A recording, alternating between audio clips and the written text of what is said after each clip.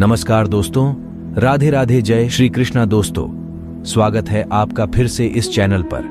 दोस्तों, सच्ची श्रद्धा भाव से कमेंट में जय श्री राधे कृष्णा जरूर लिखें। दोस्तों, हमारे हिंदू धर्म में किसी भी स्त्री का एक से ज्यादा पति होना गलत माना जाता है, लेकिन फिर भी आज से कई साल पहले महाभारत युग में द्रौपदी ने 5 पुरुषों से विवाह किया था।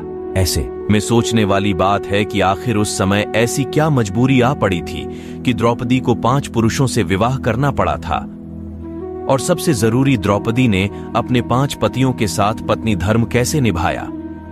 दोस्तों, द्रौपदी से जुड़े ऐसे कई सवाल हैं जो उसके चरित्र पर प्रश्न चिन्ह लगाते हैं। अगर आप भी द्रौपदी के जीवन से जुड़े रहस्यों को जानना चाहते हैं तो वीडियो में अंत तक जरूर बने रहिएगा। वीडियो काफी ज्यादा इंटरेस्टिंग होने वाली है, इसलिए अगर अब तक आपने हमारे चैनल को सब्सक्राइब नहीं किया है तो हमारे चैनल को सब्सक्राइब करके बेल आइकन को प्रेस कर ले, ताकि हमारे आने वाली वीडियोस की नोटिफिकेशन आपको मिलती रहे। तो चलिए शुरू करते हैं। दोस्तों, महाभारत के अनुसार द्रौपदी के जन्म से पहले द्रौपदी के पिता राजा द्रुपद और गुरु द्रोणाचार्य के बीच एक घनघोर युद्ध हुआ था। इस युद्ध में गुरु द्रोणाचार्य ने राजा द्रुपद को हराकर उनके आधे राज्य पर कब्जा जमा लिया था। युद्ध में हारे हुए राजा द्रुपद ने गुरु द्रोणाचार्य से बदला लेने के लिए पुत्र प्राप्ति की इच्छा से एक बड़े यज्ञ का आयोजन किया। उस वक्त यज्ञ की बेदी के मध्य भाग से एक पुत्र के साथ साथ एक अनंत सुंदरी कुमारी कन्या भी प्रकट हुई। उस कन्या के नेत्र कमल के समान, बाल घुंघराले और उसका रंग सांवला था। ब्राह्मणों ने जब उस दिव्य कन्या को देखा तो उन्होंने कहा, यह कन्या रूपवान होने के साथ साथ कृष्ण की है, इसलिए उसका नाम कृष्णा होगा। दोस्तों, द्रौपदी इसलिए भी द्रौपदी कहलाई क्योंकि उसका जन्म राजा द्रुपद की पुत्री के रूप में हुआ था। दोस्तों, राजा द्रुपद के मन में द्रोणाचार्य के प्रति जबरदस्त नफरत की भावना थी और अपनी इन्हीं नफरत के भाव को उन्होंने द्रौपदी के मन में भी बचपन से कूट कूट कर भर दिया था। द्रौपदी भी राजा द्रुपद की तरह बदले की आग में जल रही थी और मन ही मन ऐसी तरकीबें सोचती रहती जिससे वह अपने पिता के अपमान का बदला द्रोणाचार्य से ले सके। लेकिन द्रोणाचार्य हस्तिनापुर राज्य के संरक्षण में थे। द्रोणाचार्य को नीचा दिखाने के लिए राजा द्रुपद को एक शक्तिशाली गठबंधन की आवश्यकता थी।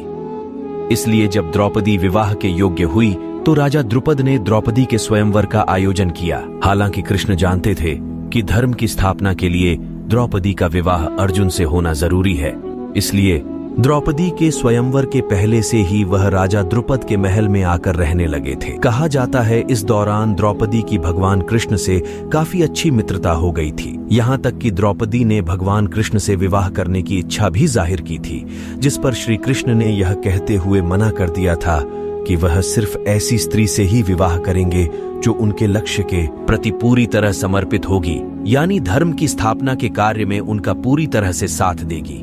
उस स्त्री की कोई भी सैन्य या राजनीतिक मंशा नहीं होनी चाहिए। कहते हैं उस वक्त भगवान श्री कृष्ण ने द्रौपदी को खुश करने के लिए यह भी कहा था कि तुम एक महान स्त्री हो, तुम्हारे जैसी महान स्त्री के मैं योग्य नहीं हूं। दोस्तों, जब द्रौपदी के स्वयंवर का आयोजन हुआ तो उस वक्त 5 पांडव युधिष्ठिर, भीम, अर्जुन, नकुल और सहदेव ब्राह्मण वेश में वनवास काट रहे थे। वे अपनी मां के साथ एक गरीब कुम्हार के घर में रह रहे थे और भिक्षाटन पर ही जीवित थे। जिस दिन द्रौपदी का स्वयंवर था उस दिन भी 5 पांडव ब्राह्मण के वेश में भिक्षा मांगने के लिए निकले हुए थे। तभी उन्हें कहीं द्रौपदी के स्वयंवर का पता चला। तब अर्जुन ने अपने भाइयों से स्वयंवर में भाग लेने की इच्छा जताई, जिसके बाद 5 पांडव ब्राह्मण के वेश में ही स्वयंवर में पहुंच गए।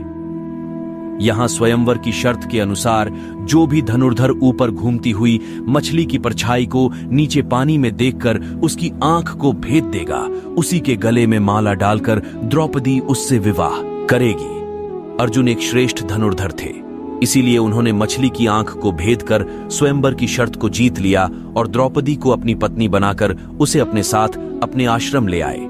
अब यहाँ आप में से बहुतों के मन में यह सवाल आ रहा होगा कि जब स्वयंवर में द्रौपदी को अर्जुन ने जीता था और द्रौपदी का विवाह अर्जुन से हुआ था, तो फिर वह पांडवों की पत्नी कैसे बनी। दोस्तों, दरअसल हुआ यूं कि जब अर्जुन सहित बाकी पांडव द्रौपदी को लेकर आश्रम लौटे तो उस वक्त कुंती खाना बना रही थी।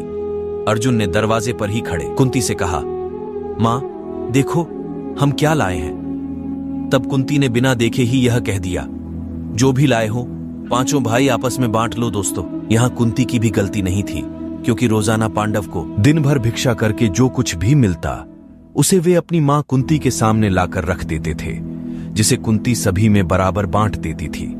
इसलिए हर रोज की तरह जब उस दिन भी अर्जुन द्रौपदी को लेकर आए और उन्होंने अपनी मां से कहा कि देखो मां, आज हम लोग आपके लिए क्या लाए हैं, तो उस दौरान कुंती घर के काम में व्यस्त थी। इसलिए उन्होंने बिना देखे ही यह कह दिया कि जो भी लाए हो उसे 5 भाई आपस में बराबर बांट लो। हालांकि अपनी मां की यह बात सुनकर सभी पांडव भाई सकते में आ गए, और जब कुंती ने भी एकदम शांति महसूस की तो उसने पीछे मुड़कर देखा जहां उसे अपनी भूल का हुआ। उन्होंने अपने पुत्र युधिष्ठिर से कहा, इसका कोई ऐसा उपाय निकालो जिससे द्रौपदी का कोई भी अनर्थ ना हो और मेरे मुंह से निकली बात झूठी ना हो।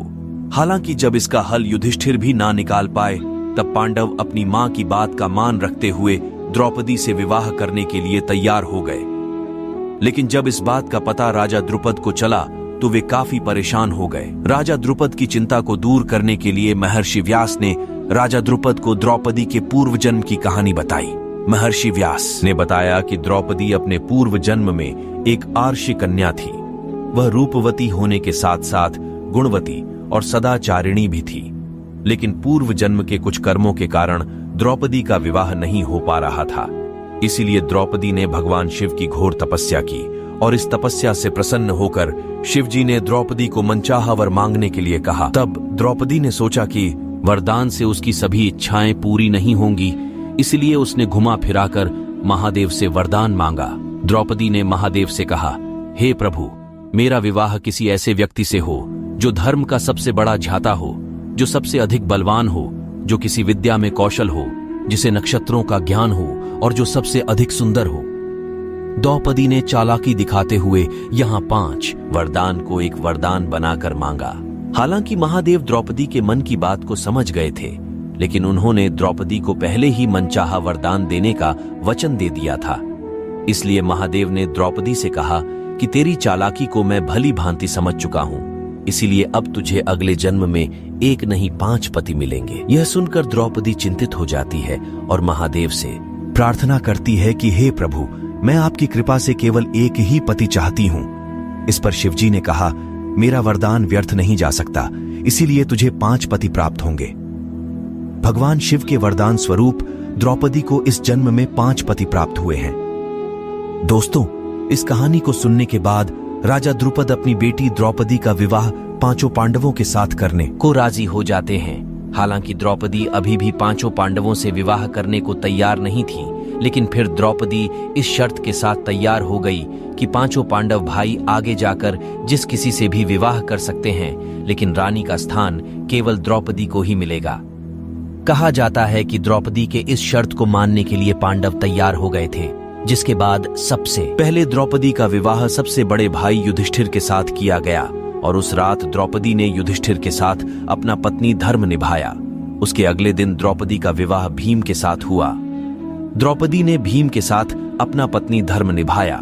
इस तरह द्रौपदी की शादी बाकी भाइयों से भी की गई और सभी के साथ उसने अपना पत्नी धर्म निभाया। अब यहाँ सोचने वाली बात यह है कि जब द्रौपदी का विवाह सबसे पहले युधिष्ठिर से हुआ और द्रौपदी ने उसके साथ अपना पत्नी धर्म निभाया, तो फिर बाकी पांडव भाइयों के साथ द्रौपदी ने अपना पत्नी धर्म कैसे निभाया?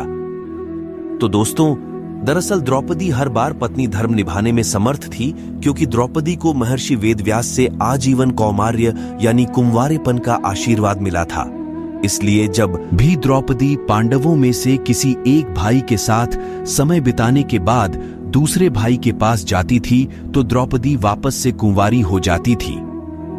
कहते हैं 5 पांडव की विवाह के बाद एक दिन देवर्षि नारद 5 पांडवों से मिलने आए और पांडवों के भविष्य को लेकर चिंता जताते हुए धर्मराज युधिष्ठिर और अन्य 5 पांडवों से कहते कि द्रौपदी तुम 5 भाइयों की पत्नी है, इसलिए तुम लोगों को द्रौपदी को लेकर नियम बना लेना चाहिए कि कौन भाई कितने वक्त तक द्रौपदी के साथ समय व्यतीत करेगा। नारद मुनि की यह बात सुनकर धर्मराज युधिष्ठिर नारद मुनि से कहते हैं कि हे प्रभु, हम पांचों भाइयों में आज तक कभी भी द्रौपदी को लेकर कोई मनमुटाव नहीं हुआ और फिर मुझे पूरी उम्मीद है कि भविष्य में भी हमारे बीच ऐसा कुछ नहीं होगा।